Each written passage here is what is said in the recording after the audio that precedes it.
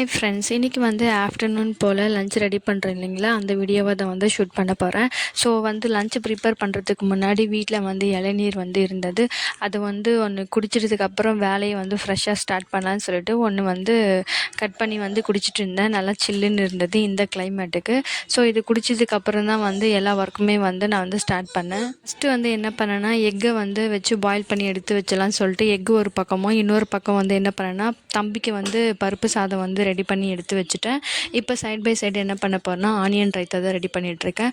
அதுக்கு வந்து ஃபஸ்ட்டு தயிரை வந்து நல்லா பீட் பண்ணிவிட்டு அது கூட போய் கட் பண்ணி வச்சுருந்த வெங்காயம், 2 பச்சை மிளகா, கொஞ்சமாக கொத்தமல்லி போட்டு நல்லா வந்து அதை மிக்ஸ் பண்ணி எடுத்து வச்சுட்டேன்.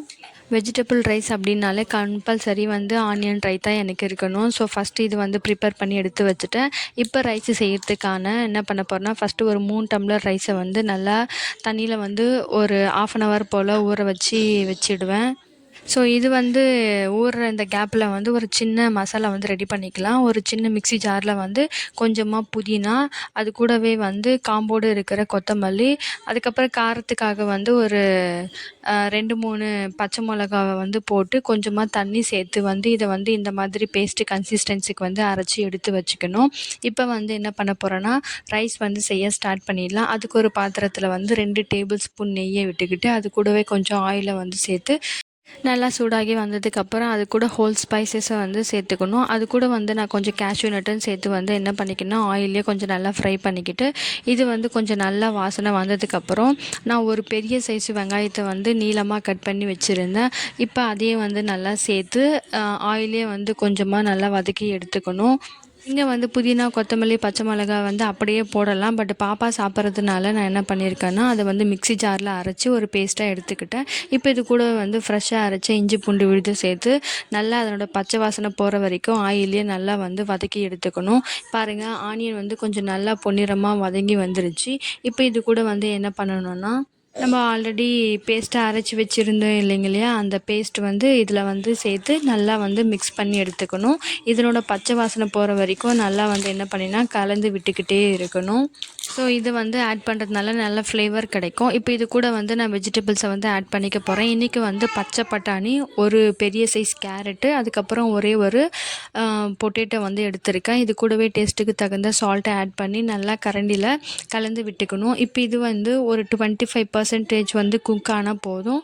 இப்போ இது கூட வந்து நான் வாட்டர் வந்து சேர்த்துக்க போகிறேன். நான் 3 டம்ளர் வந்து ரைஸ் எடுத்துருந்தேன். ஸோ 6 டம்ளர் வாட்டர் வந்து நான் சேர்த்து இது வந்து நல்லா கொதிக்கிற வரைக்கும் வெயிட் பண்ணிவிட்டு, வாட்டர் வந்து நல்லா கொதித்து வந்ததுக்கப்புறம் நம்ம ஊற வச்சு கழுவி வச்சுருந்த அந்த ரைஸை வந்து இதில் சேர்த்து நல்லா கலந்து விட்டு லிட்டை போட்டு க்ளோஸ் பண்ணிடணும்.